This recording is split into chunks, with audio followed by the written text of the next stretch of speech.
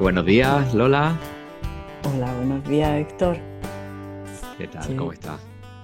pues estoy bien, estoy bien dentro. Como dice una amiga, estoy bien sin entrar en detalles. Vale. Estoy bien, Ajá. no hay nada así fuera de lo habitual, de lo normal, o sea que bien, bien. Ujú. Muy bien. Pues encantado de conocerte, agradecerte que inmediatamente a la propuesta te ofreciste, dijiste que sí, eso, bueno, es un Sí, honor tenerte hoy en Biografías en Singular. un honor para mí, Héctor, que te Y, interesaras en mí, en mi biografía. Claro que sí. Ujú. Y bueno, como estábamos hablando ahora un poquito antes de la grabación, la intención de estos programas, de estas charlas, pues es conocer un poquito más personalmente, ¿no? A la Ujú. persona que conocemos en medios, en redes sociales, en tu caso, pues tu divulgación de esta Sí. parte tan importante que va enlazada a la vida, ¿no? Que es el tránsito, ese, bueno, cambio de estado que Ujú. tú pues haces ahí por dar a conocer y por un poco traer Sí. esa, ese aspecto que, bueno, que está Ujú. en nuestra vida, lógicamente, pero que por circunstancias que sean, pues no se suelen, bueno, se deja un poquito de lado, es un tema tabú en cierta manera. Sí. Y bueno, la idea pues es conocer un poquito más de tu propia voz, ¿no? Pues tus experiencias, quién es Lola, cómo en su recorrer biográfico pues van sucediéndole cosas, va buscando para poder entender y poder comprender, ¿no? Cómo se llega a la Lola más actual, que es la Ujú. que conocemos, ¿no? La que vemos en las charlas, en las entrevistas. Y bueno, pues preguntarte, bueno, me has dicho antes que naces en En Guadix, Guadix, sí. provincia de Granada. ¿Y qué recuerdas así de tu infancia? ¿Qué recuerdos tienes así que nos puedas compartir? Hombre, todos mis recuerdos están ligados a mi pueblo, ¿no? Porque me fui de mi pueblo con 11 años por motivos laborales de mi padre, que trabajaba en Renfe, y entonces, pues primero lo trasladaron al puerto de Santa María y del puerto de Santa María, que estuve viviendo 5 años, nos trasladaron a Málaga en el año, bueno, 77, hace muchísimos años. Y entonces lo que yo, la mayor parte de mi recuerdo está ligado a mi pueblo, a Guadix, y al campo que tenía mi abuela, y a los animales que tenía mi abuela, los conejillos, las gallinas, el perro, ese huerto donde había, pues, plantaba patatas. Recuerdo un año, por Navidades así, que dice mi abuela, ha salido del huerto una cosa que no sabemos qué es. Y entonces la puso allí encima de la mesa, nadie sabíamos lo que era, y le preguntó a un vecino, oye, ¿esto es que ha debido de el viento o el agua traer esas semillas? ¿Y esto qué se hace? ¿Esto se come? ¿No se come? Bueno, eran zanahorias. O sea, eran zanahorias que dice mi abuela, bueno, pues nos las comeremos con las papas. Y las revolvía allí. Nunca habíamos visto una zanahoria, ¿no?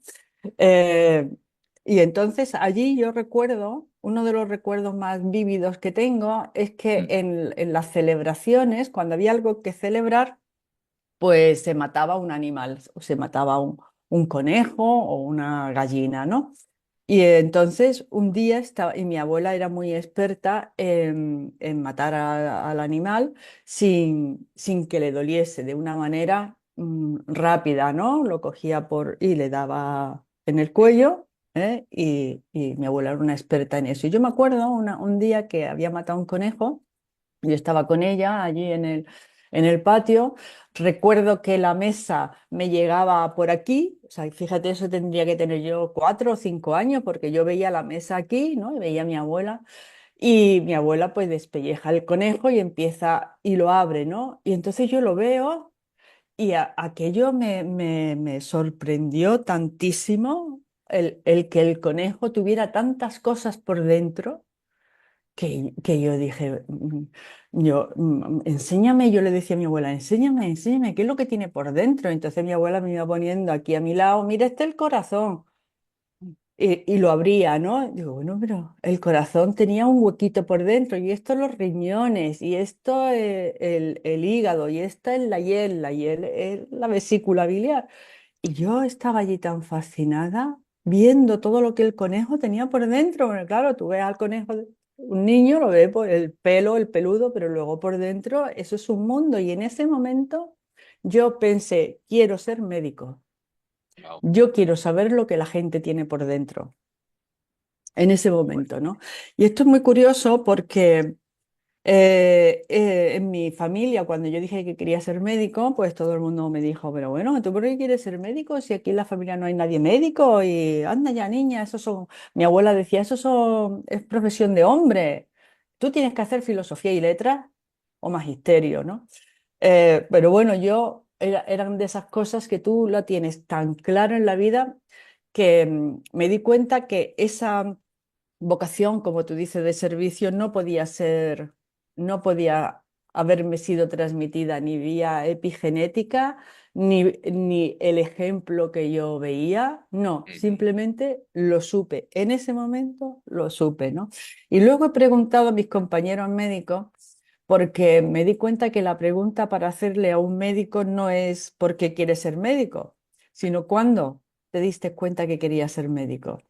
ujú, La mayoría, el 90% de las respuestas es desde niño.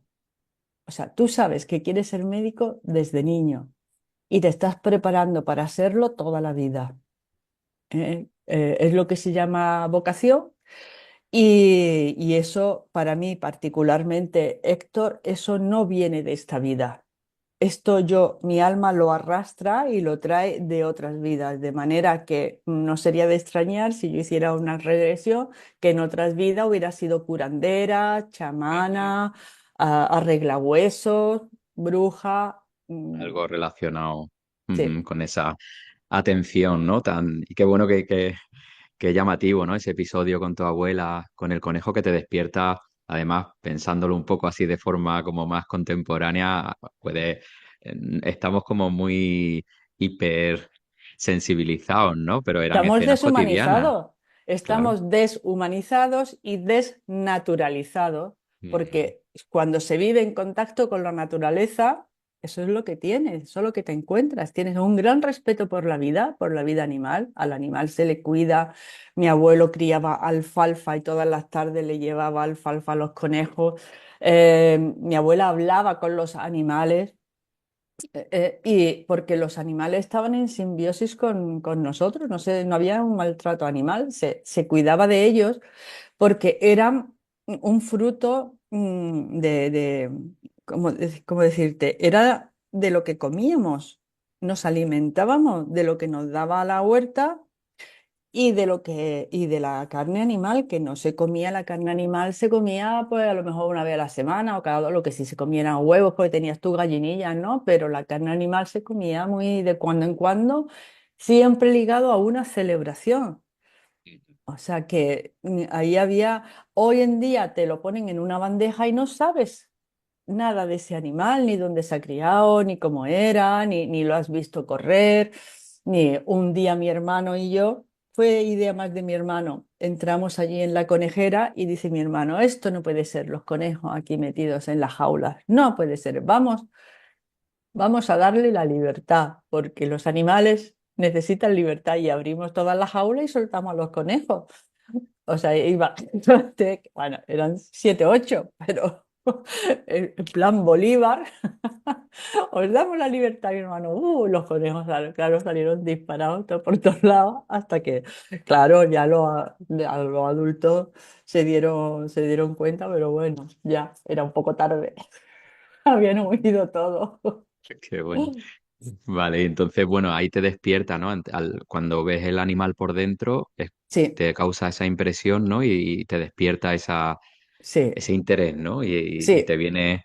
ya de golpe De ya golpe me el... viene la información y ya Ujú, no supe, no, o sea, en mi cabeza ya no entraba otra cosa que no, que no ser médico. Es que no entraba otra cosa. O ujú. sea, que yo hice el bachillerato, me presenté a la selectividad, pedí solamente medicina y alguien me dijo, bueno, ¿y si no te hubieran cogido en medicina? Y yo me quedé como diciendo, ¿qué? Esa Ah, no, opción no. plan B no hay, o sea, eso no, esa opción no había, ¿no? Qué bueno. Y bueno, y en la adolescencia, ¿recuerdas también así un poco cómo te vas orientando? Tú sigues, ya la idea la tenías clarísima. La idea la tenía clarísima y entonces mi adolescencia, a partir de esos 11 años, pues es continuamente cambiar de colegio. No logro hacer amistad porque paso 2 años en un colegio, 2 años en otro colegio, 2 años en otro colegio, 2 años en otro colegio. Entonces eso sí que me ha servido pues para, ¿cómo decirte? No tener miedo a lo nuevo, ¿no?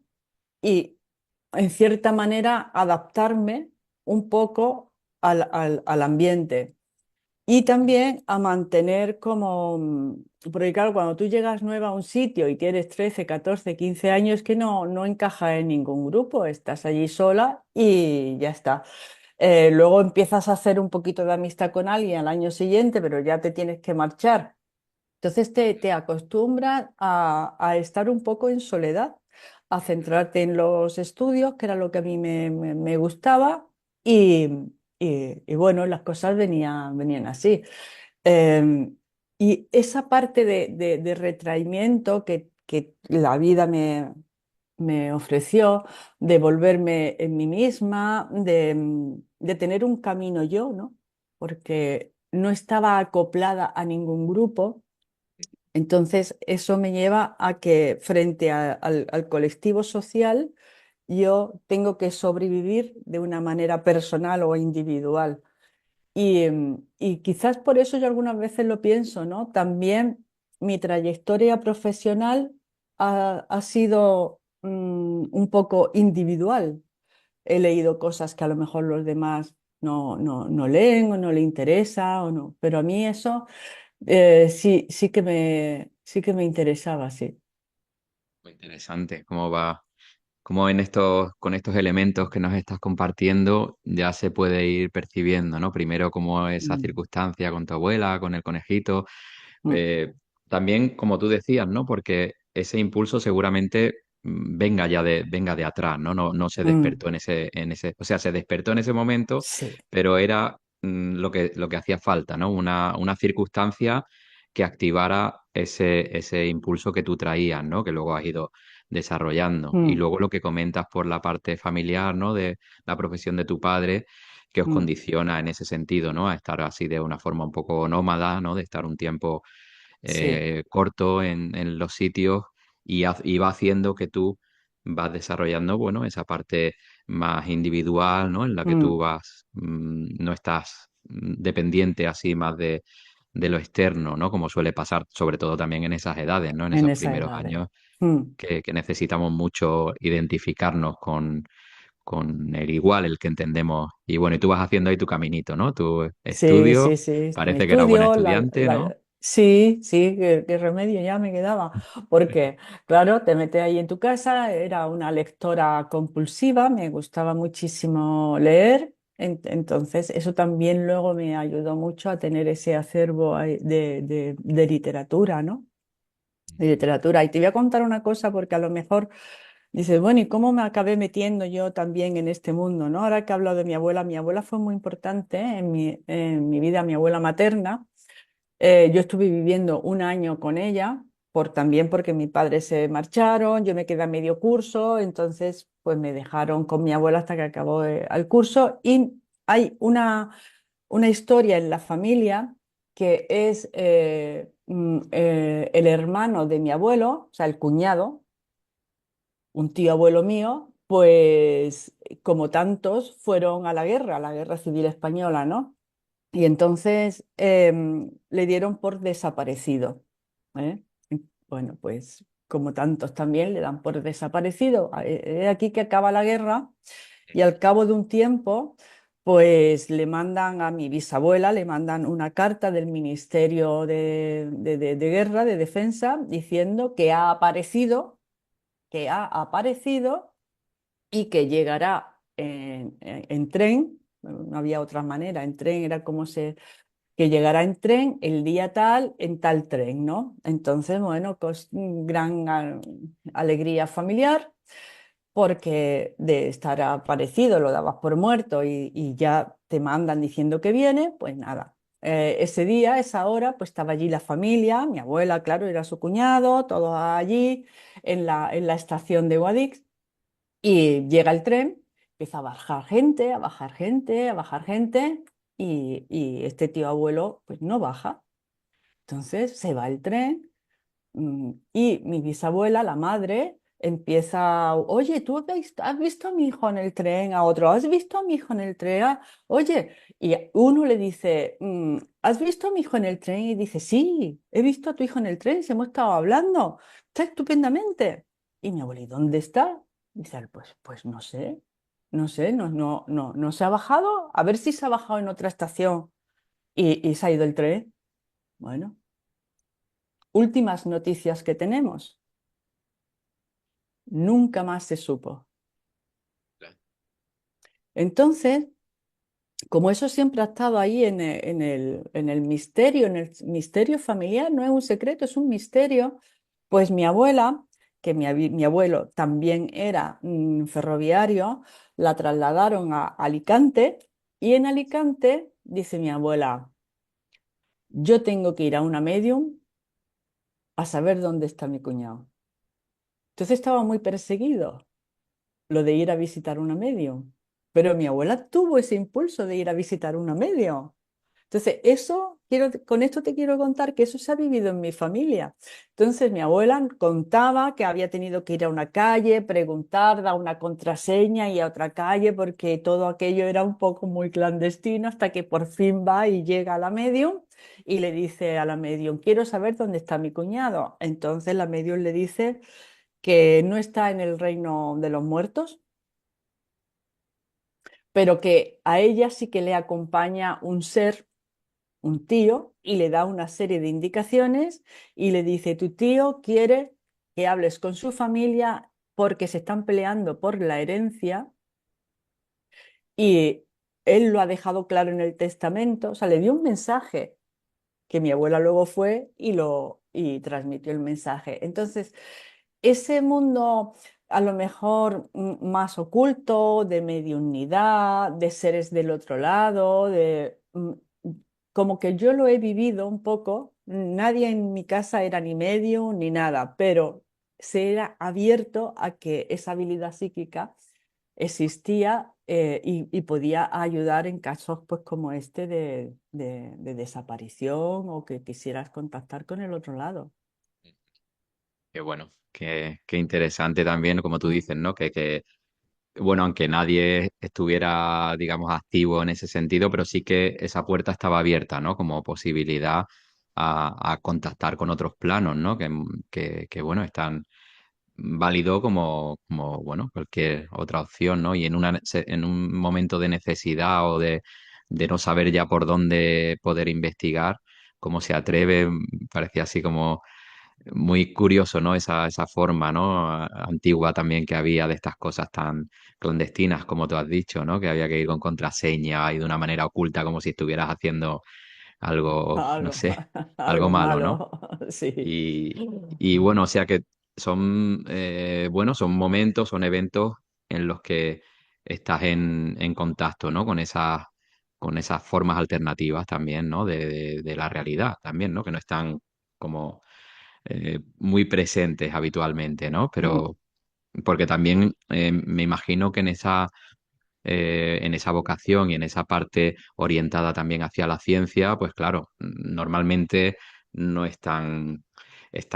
generalmente están bastante opuestas, ¿no? O separadas, ¿no? Entonces sí. tener interiormente como que puedan convivir esas Mm, percepciones o ese planteamiento de la realidad en uno, a veces también es fuente también a veces de confusión o de conflicto, ¿no?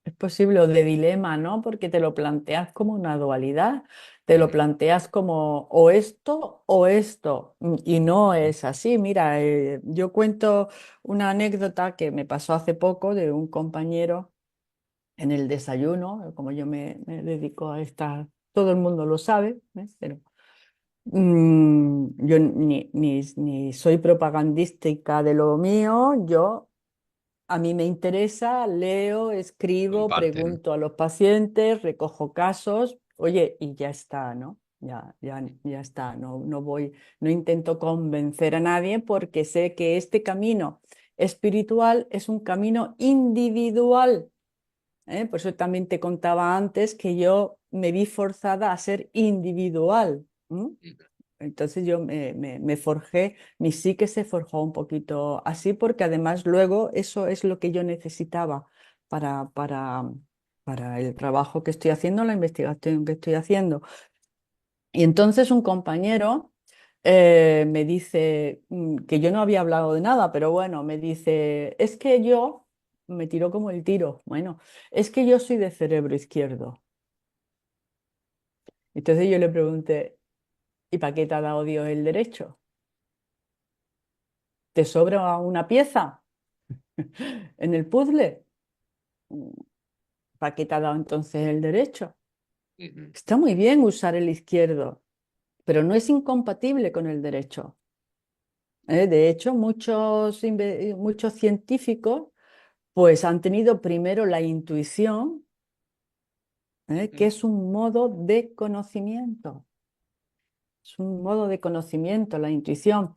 Luego se empezaron a abrir caminos la experiencia cercana a la muerte y ahí hubo un despertar científico en cuanto a que si somos algo más que materia, ¿m? Sobre todo porque la persona, tú la ves, el cuerpo está allí inconsciente, pero algo ha salido porque te cuenta, cuando vuelve, te cuenta lo que había en la habitación de al lado. Entonces, ya no es que yo tenga un desdoblamiento y vea autoscópicamente la habitación que yo tengo delante y que posiblemente o puede ser que yo lo esté figurando, ¿no? O me lo esté imaginando, sino cómo sé lo que hay en la habitación de al lado ujú, o, o en mi casa, porque se pueden desplazar de un sitio a otro. ujú, Hay casos de ciegos de nacimiento. Y hay una señora ciega de nacimiento que ha tenido dos experiencias cercanas a la muerte y ella dice, la única vez que he visto en mi vida ha sido cuando he estado muerta, ujú, porque claro, vuelve al cuerpo y sigue sin ver. Entonces, ahí hay algo. No es solo química cerebral, el cerebro es como que se asienta la conciencia se asienta en la materia y no es producto de la materia. Y esto ya sí que se va sabiendo, pero fíjate que esto es una sabiduría antigua.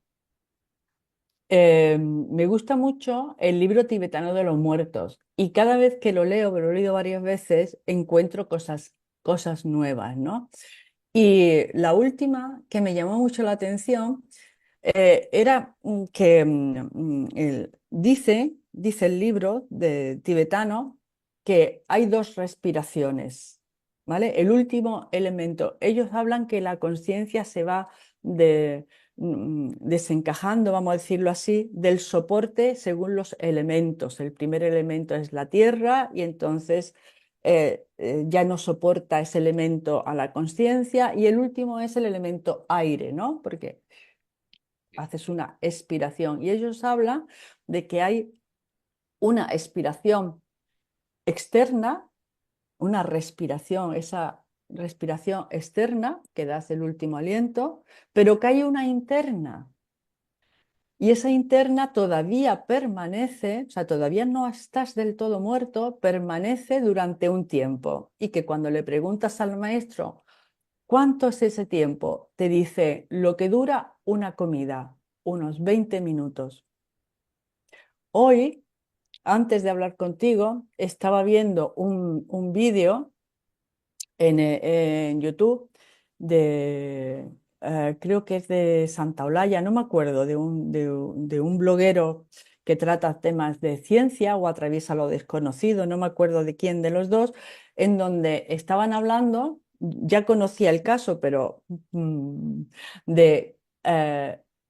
ha habido un caso de una persona que estaban haciéndole un electroencefalograma o una resonancia magnética y de un señor de 87 años y le dio un infarto bueno, falleció. Y ahí se pudo ver que hay como una especie de explosión en el cerebro y que el cerebro permanece todavía con actividad cerebral durante un tiempo después de dejar de bombear el corazón. ¿Qué tiempo? 20 minutos. Hombre, lo que le decían los tibetanos, sin resonancia. Qué bueno, Es qué bueno. que, es que es muy Sí, bueno cuando empiezas a ver civilizaciones o gente místicos que se han dedicado al estudio de la conciencia, ves que es que tienen... ¿Cómo sabían eso? No lo sé, pero el caso es que... esa Ay, intuición que hablaba, de la que hablabas antes, ¿no? Porque nos resulta difícil en nuestro mundo tan tecnológico acoger que en otras épocas, sin los medios, ¿no? Lo consideramos como que eso es imposible, ¿no? Pero el hecho es que contrastando, como tú mm, dices, ¿no? Esa información no es de antes de ayer, ¿no? Eso se sabía, ¿no? mm, Y bueno, qué interesante, tremendo, ¿no? Todo ¿no? esto, Sí. bueno, ir quitando un poquito, desmitificando, ¿no? Que, bueno, son circunstancias que están con nosotros, ¿no? Tanto si estamos, podríamos considerar como más vivos, que eso también sería discutible, También. o, bueno, al final es ir comprendiendo, ¿no? Y aceptando que, bueno, todo esto nos rodea y está con nosotros, ¿no? Y entender también esos procesos para no ir con ese miedo, ¿no? Y como que es lo que suele suceder también, es tan desconocido en principio el proceso que nos supone como que te atenaza, ¿no? Y nos deja ahí como mal cuerpo en principio, ¿no? Si no lo vamos Mm, investigando o también con ayuda de personas como tú con este impulso y esta inquietud que van facilitando que todo esto pues esté un poquito más en nuestra sociedad, ¿no? Que hace tanta falta.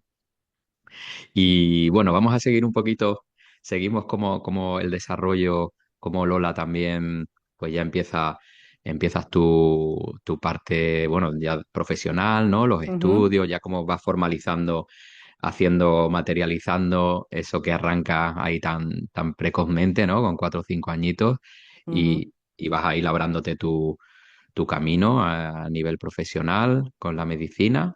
sí. ¿Cómo recuerdas esos primeros años ya, pues bueno, en facultad?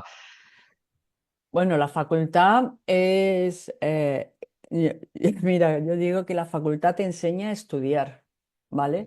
Pero ser médico, eh, esa aptitud que tú ya llevas por dentro, ser médico la desarrollas con la práctica. El paciente el que te enseña a ser médico, ¿no?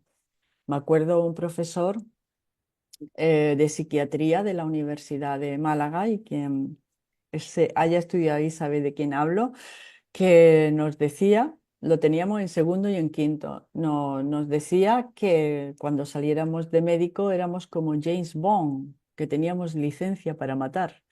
Entonces yo me acuerdo que aquello yo decía, pero bueno, este hombre, todo el mundo ahí, ¿cómo puede decir eso? Pero es que si no te das cuenta de que sabes la teoría, pero no sabes la práctica, y hay una diferencia entre lo que tú has estudiado, que es un montón de conocimiento, ¿vale? Pero hasta que no lo experimentas, no adquieres sabiduría.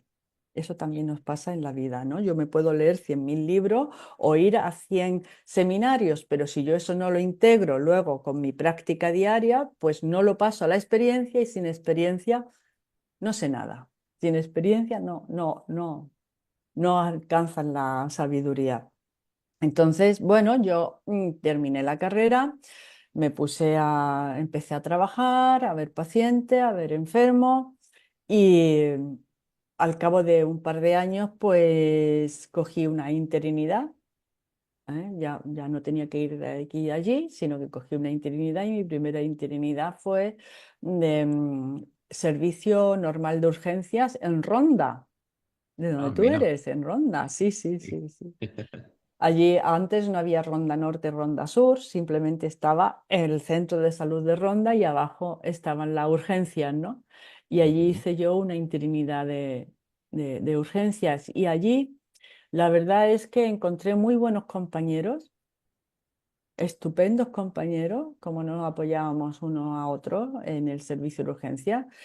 Y, y allí le tuve yo que echar como coraje, ¿no? A la cosa, mucho coraje, porque estoy hablando del año 89, 90, 91, de tiempo ya. Primer domingo que me toca guardia, pues llega una señora, le hago un electro, tiene un infarto, pues hay que derivarla, sube a la ambulancia, el marido, yo puedo ir, yo claro que sí, el hombre se sube, el enfermero se sienta al lado y le digo, venga, vámonos, y él, venga, vámonos, digo, venga, vámonos, y así estuvimos un rato hasta que el enfermero me dice, doctora, eh, pues yo le pregunté, ¿pero quién conduce la ambulancia? Y me dice, doctora, aquí la tradición es que la conduzca el médico. Y yo pensé, esto es una broma. Le dije, digo, ¿esto es qué? ¿Es una broma? Si yo no tengo, yo no tengo carnet de ambulancia, hombre, ¿cómo voy a llevar yo la ambulancia? Ah, pues usted verá. Entonces, pues efectivamente, el médico conducía la ambulancia y tuve que hacer Emergencia en mayúscula, vamos, era. Pero, eso. ostras, Entonces, por primera vez que yo hacía un traslado, era muy jovencita, un traslado de un paciente grave, pues lo llevé literalmente, la ambulancia la llevé yo, iba súper nerviosa, como te puedes imaginar, y hubo un momento en donde el enfermero me puso el chismito de la sirena. Y yo le dije, mira, se me iba calando la ambulancia. Bueno, hasta que no le cogí un poco el tranquillo, digo, mira, apaga eso porque ya es lo que me faltaba. Y me dice, como he visto que te has metido por dirección prohibida, yo de verdad no le deseo a nadie ni por dinero hacer un traslado así de ese calibre. Y luego ya, pues claro, al día siguiente fui al distrito y hablé con el director, digo, bueno, pero ¿esto qué es tal? Y me dice, Lola, esto es lo que hay.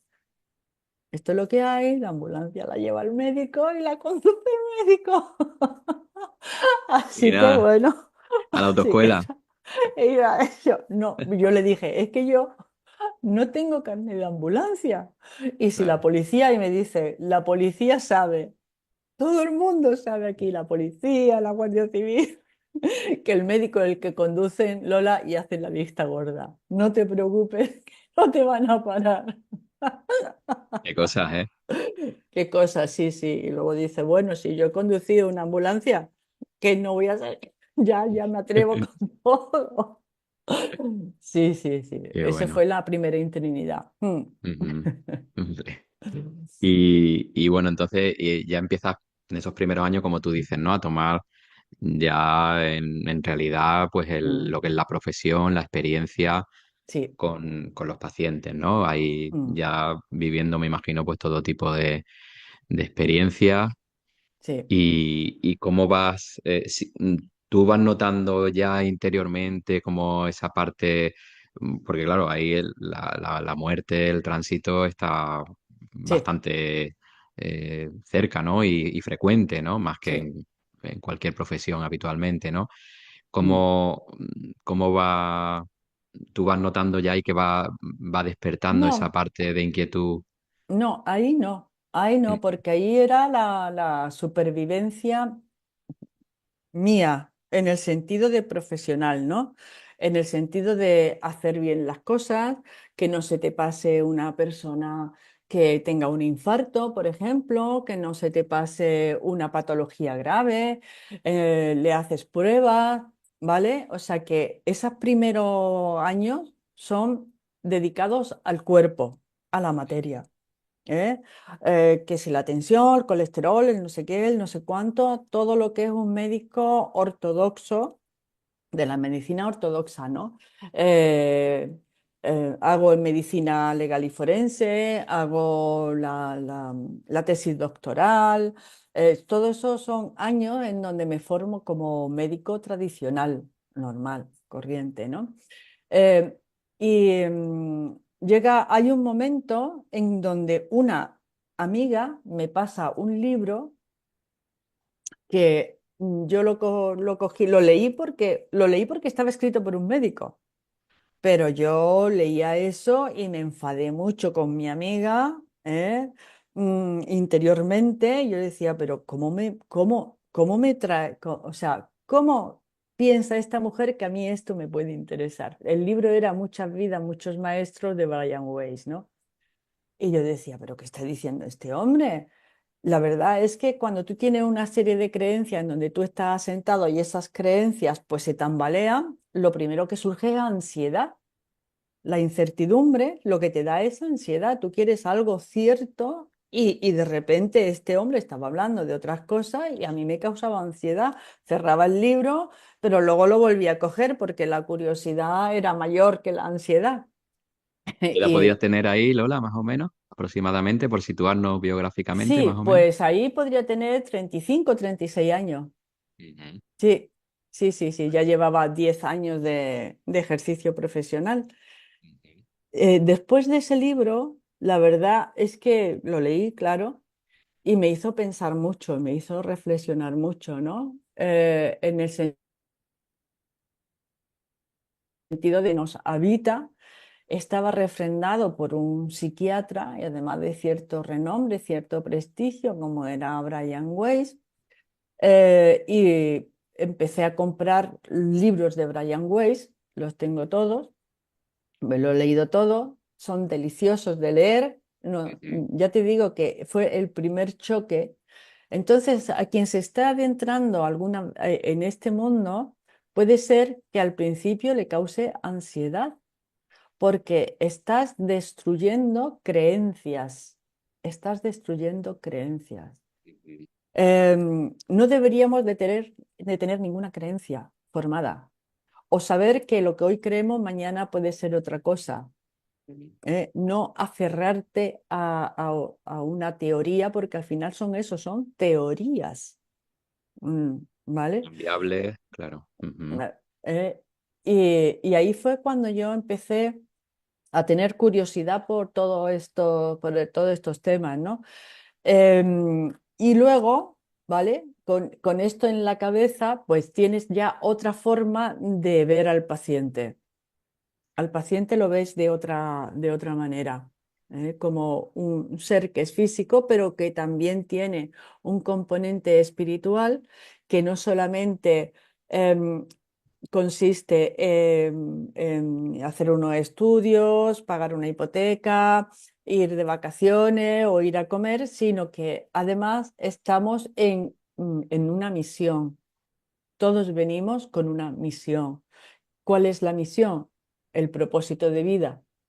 Y ahí ya empiezas a preguntarte cuál es tu propósito. O sea, empiezas a explorar el mundo espiritual y el mundo espiritual empieza a aflorar o bien con las regresiones, o bien cuando se acerca la muerte. Y ahí me di cuenta que cuando se acerca la muerte es cuando se puede explorar, se puede observar al mundo espiritual. Sí, qué bueno, Lola. Y bueno, y empieza ya esa semilla que tienes, empieza a brotar, ¿no? Un poquito en forma de curiosidad, de interés. Habría que agradecer ahí a tu amiga ahí Sí, que se sí, sí, atrevió sí. a darte en ese momento y cómo nuestra identidad en ciertas etapas de la vida no se resiste, ¿no? Porque es como tú dices, me está rompiendo lo que yo estoy con mucho trabajito construyendo, ¿no? Y esto desafía Mm, mis creencias, como decías antes, ¿no? efectivamente, Y efectivamente. Y si me Sí, sí. desafían las creencias, entonces ahora ¿dónde yo me apoyo? Que es lo que le pasa a muchos compañeros, ¿no? ¿Dónde me voy a apoyar? Si esto que me has dicho yo lo tengo por superchería y ahora tengo que cambiar yo mis creencias y tengo que cambiar yo mi modelo de ver mi paradigma de ver las cosas, pues eso es un trabajo intelectual que hay gente que lo hace y otros pues que no lo hacen. Porque, y bueno, y además es que hay médicos que son materialistas, puro y duros, y son muy buenos médicos. Ujú. ¿Eh? Sí, Por sí. ejemplo, dentro de la profesión, los médicos más materialistas son los cirujanos. Los Ujú. cirujanos trabajan con la materia, pero si tú tienes una apendicitis, pues que te coja un materialista, ¿me comprendes? Bueno, o sea, cada uno, lo que quiere decir que cada uno estamos haciendo nuestra misión, ¿no? Y nuestra función. Claro. Y como decías antes también, que me parece significativo, ¿no? Cómo cambia también tu percepción ante la persona que tienes delante, ¿no? Cómo tu propio, ese movimiento que se está dando en ti, Mm, vas notando que ya no es solo mediciones o ver o analítica, sino que ya hay más componentes ahí, ¿no? sí.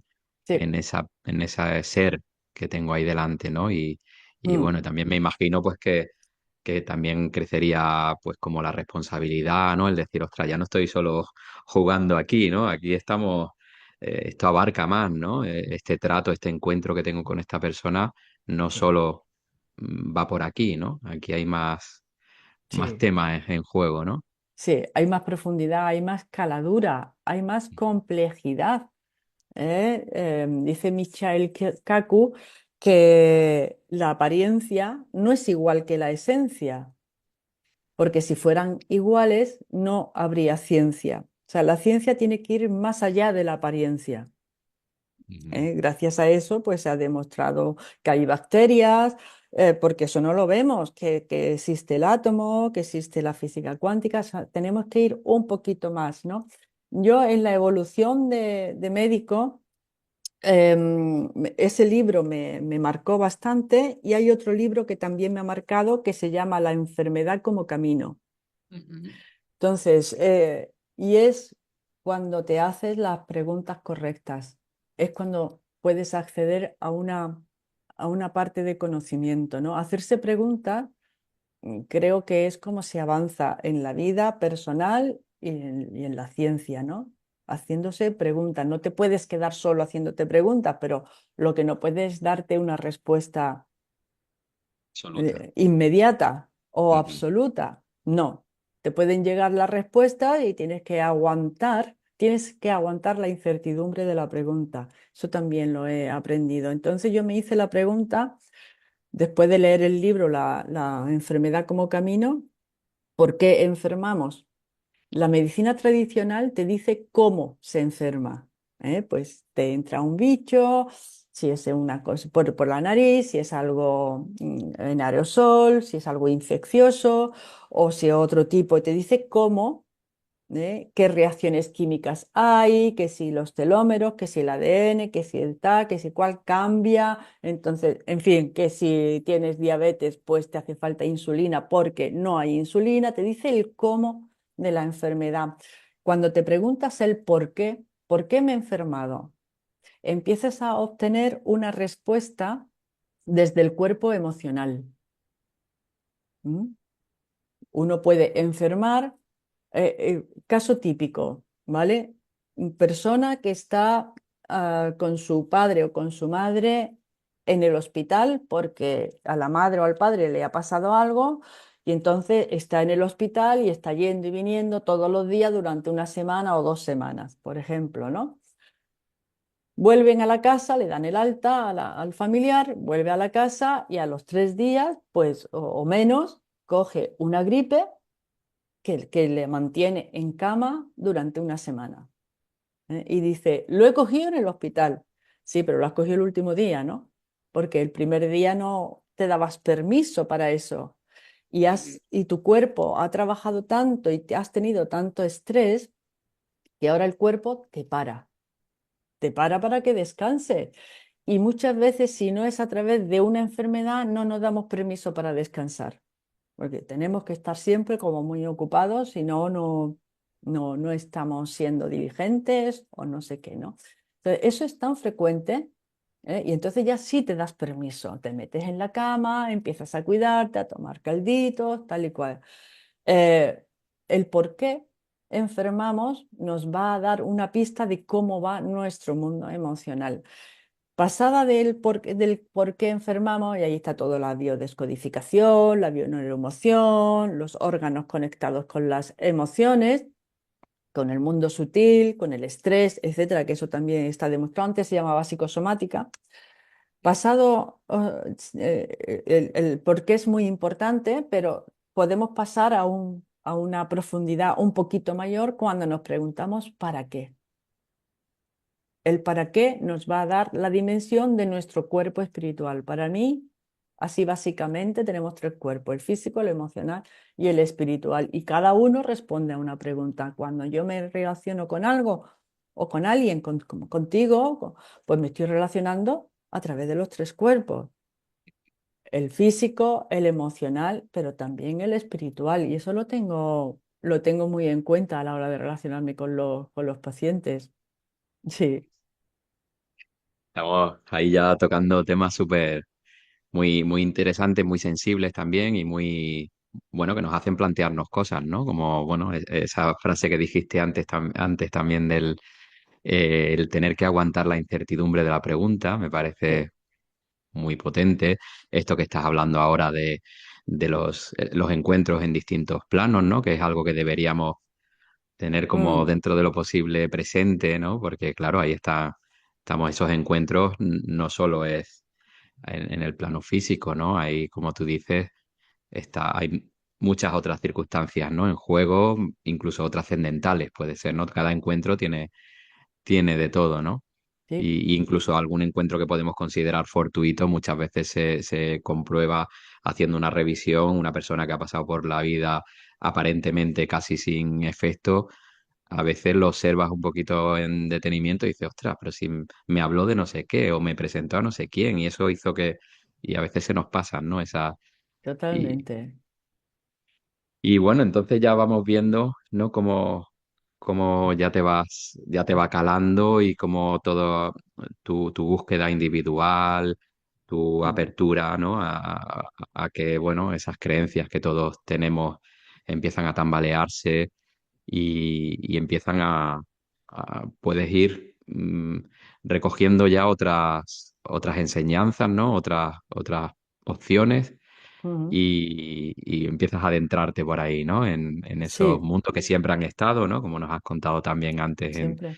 en distintos momentos de la vida, pero ya de una forma adulta, voluntaria y empiezas a investigar, ¿no? A meterte un poquito más ahí, Empiezo a más investigar, ahí. sí. Eh, Eso que has dicho de que es una búsqueda individual, esto es muy importante, porque si yo hubiera puesto sobre la mesa o hubiera puesto en coloquio con alguien todo lo que yo estaba leyendo, pues hubiera encontrado mucha resistencia, ¿no? Mucha resistencia a seguir avanzando.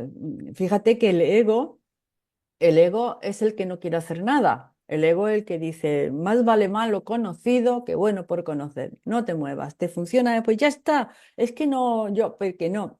Pero el alma es la que tiene curiosidad. Todas las personas que son curiosas, es su alma la que tiene el anhelo de saber, de conocer la sabiduría. Todo eso no es de nuestra parte egoica del cuerpo. El cuerpo con estar bien comido y bien bebido, ¿qué más quieres, cuerpo mío? Eso, tú no sabes eso. Eso es una cosa que decían los estudiantes de los años 60. Decía, bien comido y bien bebido, ¿qué más quieres, cuerpo mío? Y dice el cuerpo, estudiar. Dice, pues a la cama, que todos los gustos al cuerpo no se le pueden dar.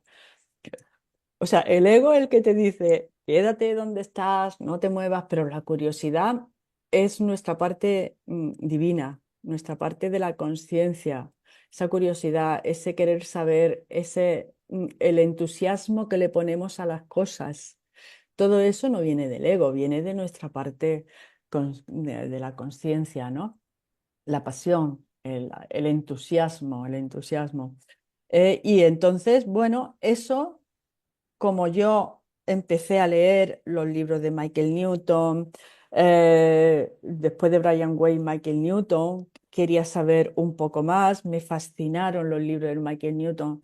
Para quien no lo sepa, te habla de la vida entre vidas, ¿eh? O sea, que ya va un paso más a lo que es la regresión a otras vidas, sino que habla de la vida entre vidas, de cómo está organizado el mundo espiritual, que es súper interesante, me gustaron muchísimo y bueno, y me siguen gustando.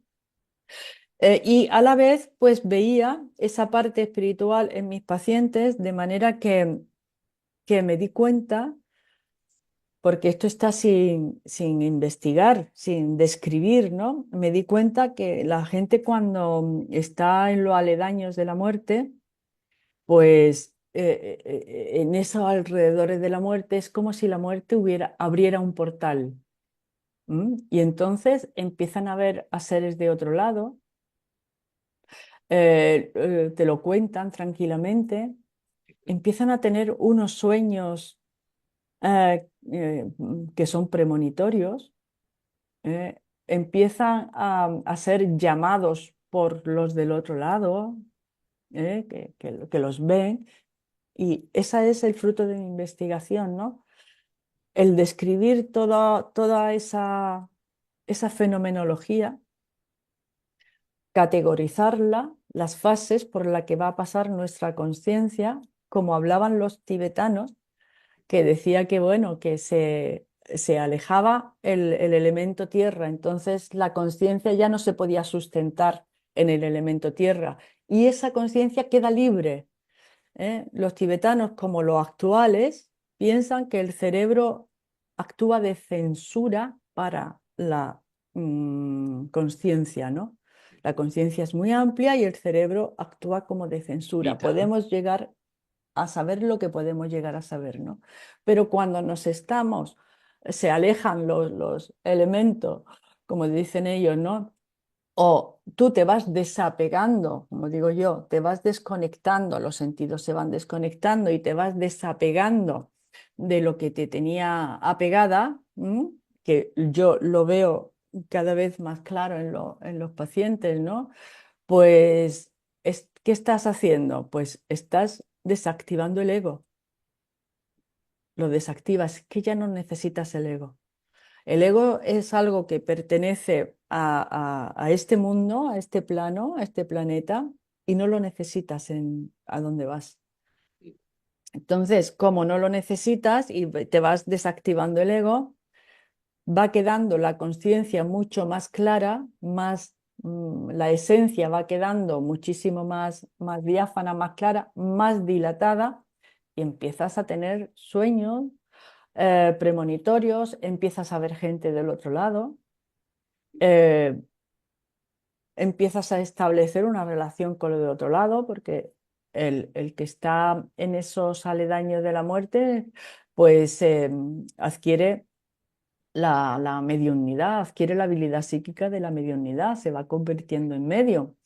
Y entonces me di cuenta de que cuando empezaban a ver a seres de otro lado, eh, algunas veces les causaba temor porque sabían que venían a por él o a por ella. Y esto es un patrón que se repite continuamente. ¿M? Si no estás preparado, si no estás desconectado, bien desenchufado, pero estos seres que se te aparecen te van informando de que te vas a marchar. No quiero. Bueno, vale, te dan un tiempecito, ¿vale? Y poco a poco te vas tranquilizando y la familia también lo ve, ¿no?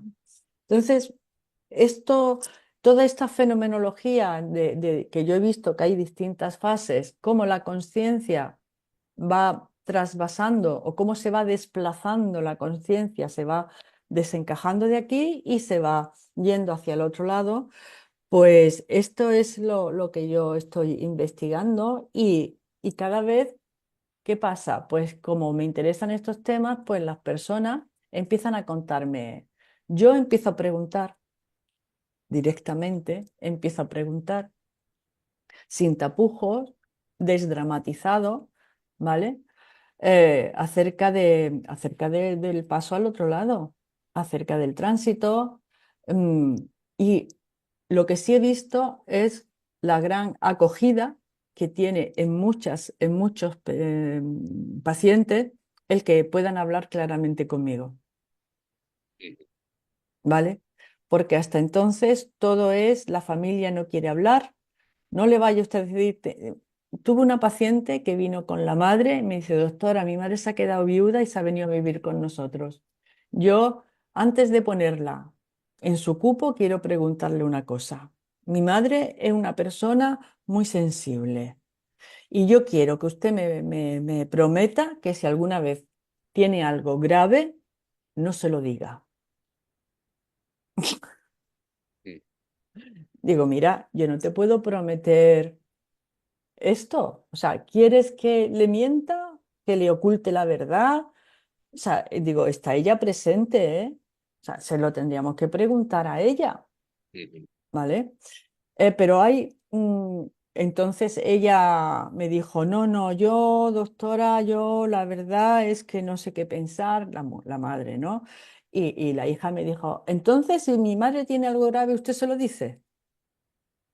Digo, hombre, tiene derecho a saberlo o no tiene derecho a saberlo. Bueno, bueno, doctora, bueno, ya me buscaré otro médico para mi madre.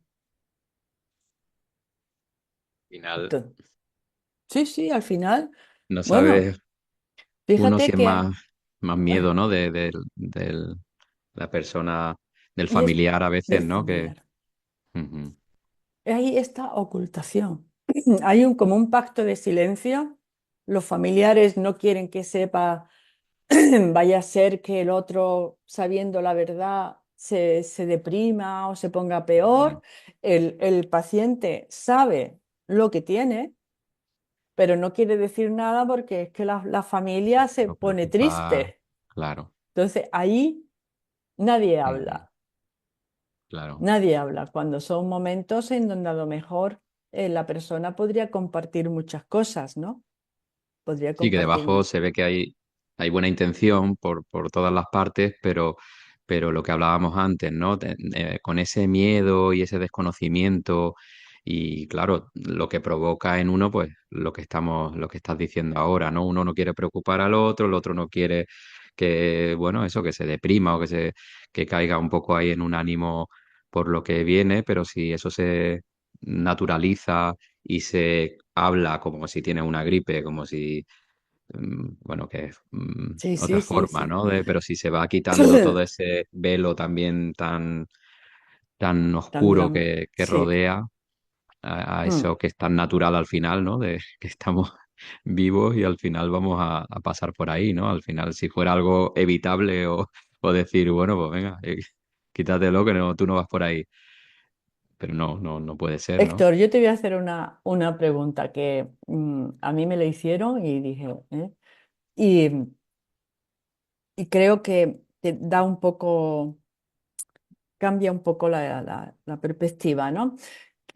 Vivimos en un mundo como de opuestos, ¿no? El calor y el frío, la luz y la oscuridad. Esta dimensión o esta vida creo que nos exige o nos pide el integrar, y darnos cuenta de que el mundo no es dual, es polar, ¿no? Hay una polaridad, ¿vale? Sí, Y entonces, a la pregunta, ¿qué es lo contrario a morir? sí, sí. ¿Qué es lo Claro, opuesto? por lógica pensaríamos vivir, Pero pero no, no. no. Ujú, Lo opuesto a morir es nacer, ujú. ¿vale? Nacemos y morimos, nacemos y morimos. Y son dos cualidades o dos manifestaciones, que se dan en esa tercera pata, ¿vale? Que une a ambas, que es la vida. Sí, Tan vida es nacer como morir. Incluso las personas dicen, bueno, morirse es ley de vida, es ley de vida, porque vivimos en un ciclo. Tan vida es acostarte y soñar como despertarte y abrir los ojos si estás en esta realidad, ¿no? Porque cuando estás soñando, estás convencido absolutamente de que eso es la realidad y estás metido allí, ¿no? Y cuando te despiertas, estás absolutamente convencido de que esto es la realidad. Pero la gente que ha tenido una experiencia cercana a la muerte dicen que donde van es más real que esto. sí, Entonces, yo creo que la conciencia es algo en lo que se está investigando. Los científicos dicen que hay dos cosas que le gustaría saber. Se hizo una entrevista, se hizo una encuesta, no recuerdo ahora mismo si fue a la revista Nature o en qué revista, a nivel científico le preguntaron que cuáles eran los temas que le gustarían desentrañar y mayoritariamente eran dos. ¿De qué está hecho el universo? No sabemos. No sabemos ni de qué está hecho el universo, la materia oscura, pero la materia oscura o la energía oscura es el 90%, o sea que no, o el 95%. No sabemos de qué está hecho el universo y qué es la conciencia. ¿Qué es la conciencia? Eso que hace que nos distingamos unos de otros, que tengamos una idea, que pensemos, que podamos desentrañar las leyes físicas, que veamos que hay otras leyes metafísicas que también rigen. Lo que pasa es que todavía no hemos accedido a cuáles son las leyes del universo, pero eso no quiere decir que no exista. Antes de que Newton se le cayera la manzana, la ley de la gravedad existía. sí, No empezó a existir después de Newton. Existía antes, pero nadie la había. Veíamos las manifestaciones, ¿no? Es como lo que acabas de decir, esos encuentros fortuitos, esas personas que te cuentan, te dicen algo, que te llevan a alguien. A lo mejor también hay una ley que rige todo eso y no le damos, vemos la manifestación, vemos las consecuencias, pero a lo mejor hay algo debajo que está provocando que todo esto exista, como que exista yo también en esta vida. No es un caos, a eso me vengo a referir. El caos y todo por casualidad, no es un caos. Hay un cosmos, hay unas leyes que rigen todo esto, pero hay que tener, como antes tú decías, hay que tener el, mm, la- la- el sosiego suficiente como para decir, pero no sé lo que es. Esa información todavía no tenemos acceso a ella. sí. No quiere decir que no exista. Estamos intentando dar pasitos, ¿no? Para ir un poco Mm, aceptando todo esto. Desde, bueno, también es muy, muy interesante como en ese camino que ya se va viendo, por suerte, más frecuente de una trayectoria orientada a la ciencia eh, y ya se van aceptando, ¿no? Se van empezando a integrar un poquito como, ¿por qué no, no? ¿Por qué no intentar entender todas esas leyes que no vemos, como dices, no vemos las manifestaciones, pero con ese espíritu científico, con ese espíritu de intentar mm, observar los fenómenos, creo que es algo muy de nuestro tiempo, ¿no? Que sí. bueno, siglos atrás, pues cuántos investigadores ha habido que integraban todo tipo bueno, que nos parecerían hoy en día con tanta especialización, ¿no? Que antes, pues, bueno, un astrólogo era médico, sabía de hierbas, estaba todo eso mucho Mm, más como que se comprendía, que era si tú quieres saber, pues quieres saber, no, no es solo sí, eh, es meterte sí, es en una verdad, materia sí. tan... Y se ha que- perdido también el concepto del médico humanista. Ujú, Los médicos eran humanistas, o sea que eran astrólogos, les gustaba la astronomía, eran escritores, les gustaba la historia, se abrían a lo que era la naturaleza humana, ¿no? La naturaleza humana no es solamente la parte física, hay ujú, otro tipo de cuerpos, como digo yo, tiene muchas más complejidades que el simple cuerpo, que es importante, Pero no nos podemos quedar solamente en eso.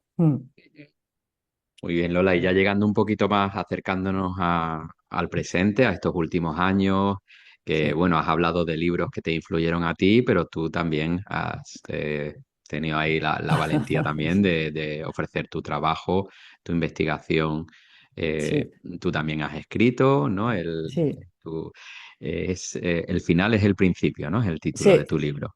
sí. Y bueno, aquí ya pues se ve como el fruto también de los años en los que tú estás experimentando, buscando, asimilando, adquiriendo esa sabiduría que hablábamos a través de la experiencia Mm, y en algún momento pues llega el punto de ir devolviendo, ¿no? De ir total. ofreciendo lo que De uno ir puede. compartiendo. Ujú, Es que creo que todo esto, verás, mi marido me dice que toda mi vida me ha ido llevando a este momento. ujú, ¿Eh?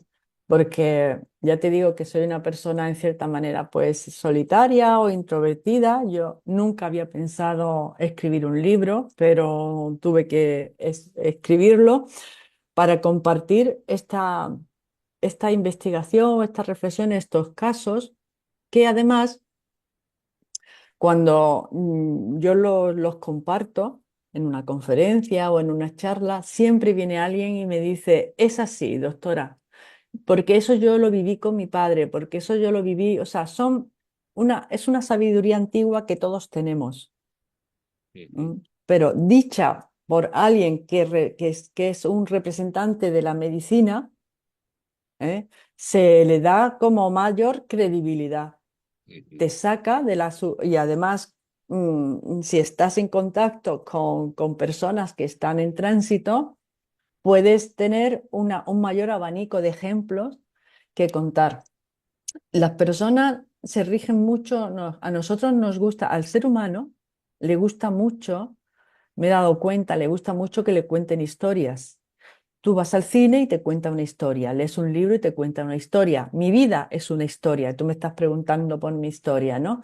Nos gusta mucho porque aprendemos de las cosas de los otros, ¿no? ujú. De lo que le ha pasado al otro, lo que ha vivido el otro.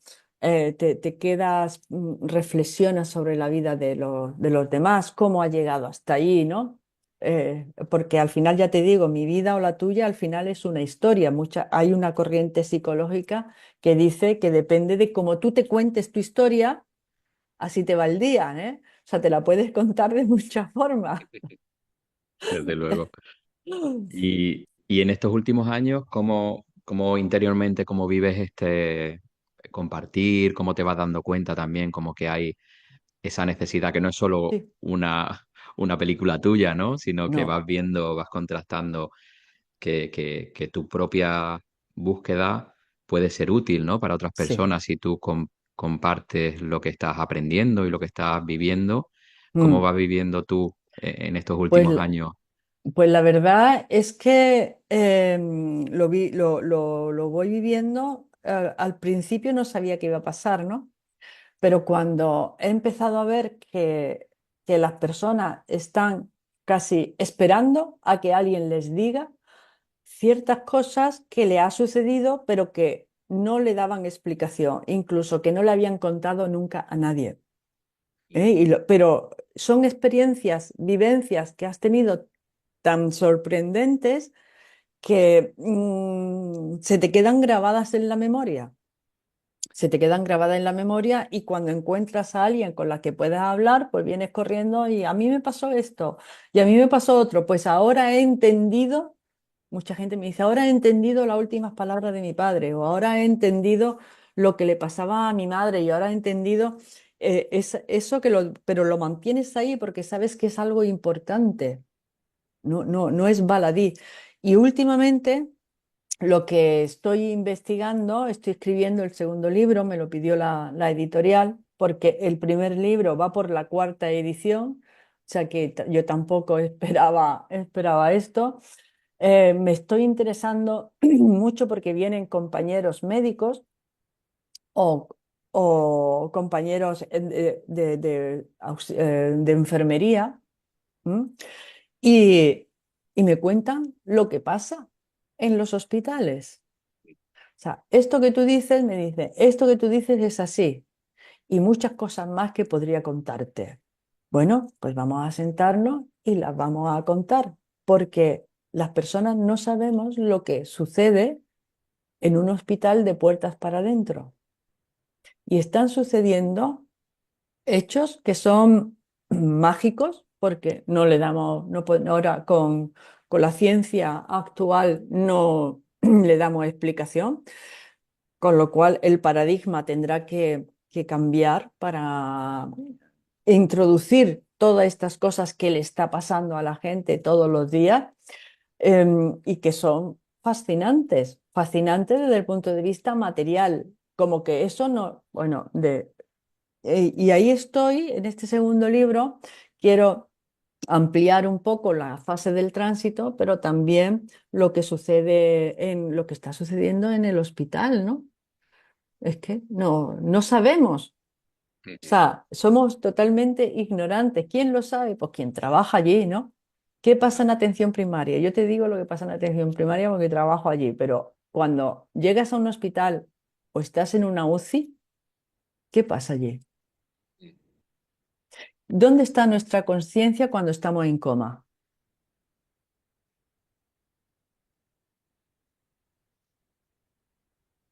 Pues hay que escuchar a la gente que ha estado en coma y ha vuelto y te cuentan dónde está su conciencia. Algunos no se acuerdan, como cuando tienes un sueño y vuelves, no te acuerdas que has soñado, pero otros sí se acuerdan y cuentan cosas fascinantes. O sea, la conciencia, cuando tú estás en coma, no está activa, no está dormida, Ujú. no está apagada. La conciencia no se apaga. Qué bueno. Y cómo parece también que estamos poco a poco, también con la labor de personas como tú, parece que poco a poco, a nivel general, todo esto se va haciendo realidad, ¿no? Poder atender, y escuchar esos casos, ¿no? Ya de una manera un poco más receptiva, menos desde lo tabú o el yuyu, ¿no? De, uy, es que ese tema no lo menciones, ¿no? Ujú. Sino estamos receptivos y parece que lo necesitamos, ¿no? Y intentar un poco ir Sí. desvelando poco a poco de qué va todo eso, ¿no? Todo este proceso Mm. tan natural también. Pues Qué sí. bueno, Lola. Pues bueno, estaremos ahí pendientes a ese segundo libro ya con casos, bueno, reales para poder ir conociendo, como tú dices, ¿no? Qué pasa en esos sitios, en esas salas donde se dan esos acontecimientos mágicos, ahora mismo inexplicables, pero reales Ujú. y que traen su mensaje también, ¿no? Para que podamos irnos abriendo a todo al mundo espiritual. Sí, que es el mundo de la conciencia. Esa conciencia que, que nos habita y que hay un momento determinado que cuando ya no sé en qué momento es, ¿no? Pero hay un momento en donde se vuelve a casa y se Ujú. marchan y se marcha a casa. Pero la conciencia no se apaga ni se lleva toda la información que ha tenido durante esa vida. Eso se la lleva. Y pasa, pues no sé a dónde pasa, al cosmos, a otro plano, es que no sé. Ah, Ujú. Bueno, poco a poco pero no vamos se un muere, poquito. pero no se Ajá, muere. qué bien. Pues muchas gracias, Lola, por, bueno, todo lo que nos has ido compartiendo, este mensaje también, pues, realista y optimista también frente a estos temas que Mm. habitualmente, pues, bueno, tradicionalmente los rodea el luto, ¿no? La Sí, pérdida, bueno, esa parte sí. más terrenal, Ujú. pero bueno, que poco a poco parece que estamos con esa necesidad de despertar y de intentar comprender, ¿no? Que hacia dónde nos lleva eso, ¿no? También en el plano más elevado, ¿no? Mm. Y agradecerte mucho todo lo que nos has contado y también de esa forma ahí tan amena y tan natural, como que parece como te dice tu marido, ¿no? Como que que todo te ha ido llevando al final, esa investigación y esa parte científica que tuviste tan clara, ¿no? De Ujú. ser médico, te ha puesto en contacto también con ese mundo de forma directa y ahora, pues bueno, está siendo un regalo para todos, ¿no? Que nos puedas eh, conceder toda esta sabiduría que estás teniendo. Bueno, porque me la dicen a mí, ¿vale? O sea, Claro. esto es un equipo. Esto, el otro día di una conferencia y me dice, es que tu mensaje tiene mucha fuerza. Digo, es que mi mensaje está tejido con cientos de historias de personas, ¿no? O sea, es la historia de otros las que yo os estoy contando, aparte de contar la mía propia, ¿no? Pero yo estoy contando la historia de mucha gente, ¿no? Con unas vivencias muy potentes. O sea, ¿cómo no va a ser potente? No es mi historia, es la historia de mucha gente. Muy bien, Lola. Y bueno, y actualmente tú, bueno, estás preparando el libro, como Sí. nos comentas, y así a nivel divulgativo, bueno, entrevistas que se te ven con bastante frecuencia Mm. en redes. Y es tu forma ahora, ¿no? De dar a conocer tu trabajo. Sí, es mi forma ahora porque así es donde me va llevando la vida. Me he Ujú. dado cuenta en este trayecto que es mejor ir a favor de la vida que no en contra. Entonces, alguien me llama como tú, ¿no? Que tan amablemente me llamas y me dices que quieres hacerme una entrevista y yo busco hueco, busco sitio, digo sí, ¿no? Creo que si la vida te va llevando por ahí pues hay que dejarse bastante fluir, ¿no? En ese sentido.